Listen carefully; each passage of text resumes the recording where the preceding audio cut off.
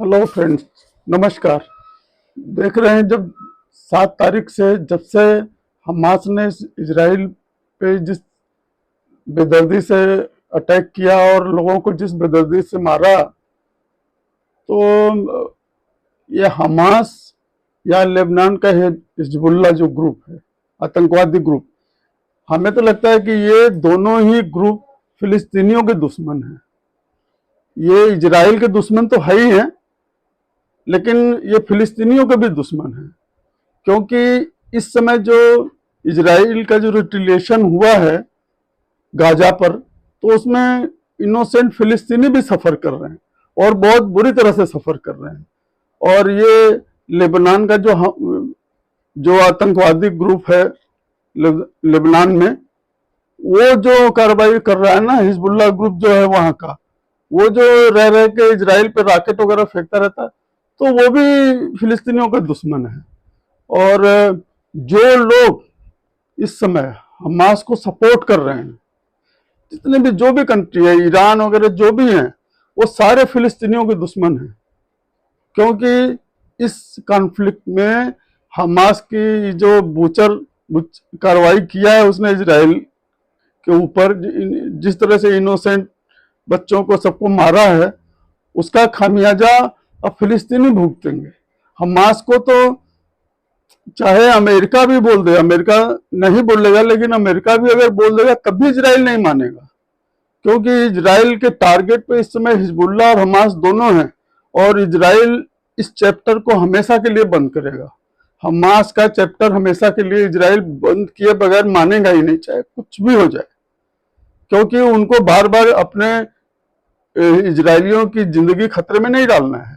और वो सक्षम है, वो उनके पास इतनी बड़ी मिलिट्री पावर है, इतने हाई टेक उनके पास इक्विपमेंट है लड़ाई करने के लिए। हमास टिक नहीं सकता। अब तक तो इजरायलियों ने थोड़ा सॉफ्ट रखा था फिलिस्तीनियों की तरफ, अपना सॉफ्ट कार्नर था उनके मन में कि भाई इनोसेंट लोगों के न मरे। लेकिन जो कर्म किया है हमास ने, अब ये इजराइल बिल्कुल छोड़ने वाला नहीं है। आप देखते रहिए, एक एक दिन आके किसी की नहीं सुनेगा, क्योंकि इजरायलियों के एग्जिस्टेंस का सवाल अब आ गया है कि अगर इजराइल चुप होकर बैठ गया, तो मेरा चैलेंज है कि ये आतंकवादी हमास है या हिजबुल्ला है, ये लोग इजराइल को जीने नहीं देंगे। और तब इजराइल के आज के नेतन्याहू जो वहाँ के प्राइम मिनिस्टर हैं, उनको जवाब देना मुश्किल पड़ जाएगा इजराइल, क्योंकि इजराइल कुल मिला के मुझे बड़ा शांति प्रिय लोग लगते हैं। वो बिल्कुल सिविलाइज्ड लोग हैं। ये अब उनको सेकेंड वर्ल्ड वॉर के बाद जब वहाँ दिया गया जगह, और इजराइल हिस्टोरिकल रूप से देखा जाए तो इजरायलियों की वो लैंड है, और वहाँ पे वो लोग रहने लगे कायदे से। तो बातचीत से तो जब देखो आतंकवादी कार्रवाई करके इस तरह से इजरायलियों को मारेंगे, तो अब बिल्कुल रुकने वाला नहीं है इजराइल। जिसको समझ में नहीं आ रहा वो अच्छी तरह समझ ले। और जितने शांति प्रिय देश है ना, सबका सपोर्ट है इजराइल को, ऊपर से कहें या ना कहें।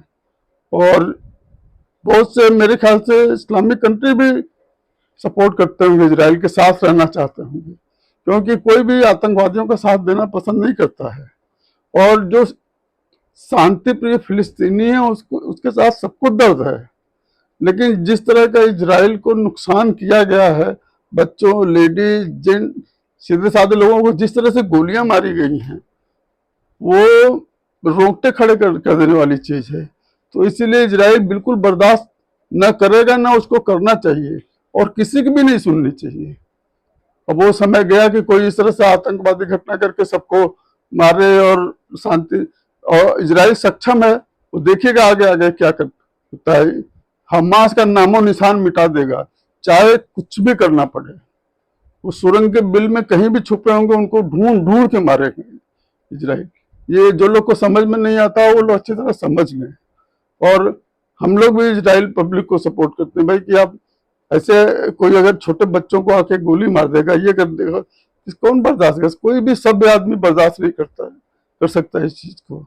इसलिए आप देखते रहिए, लड़ाई किसी भी हद तक जाए, लेकिन हमास और अगर हिजबुल्ला ने कुछ भी बदमाशी किया, तो इस नामो निशान मिटा देगा इजराइल।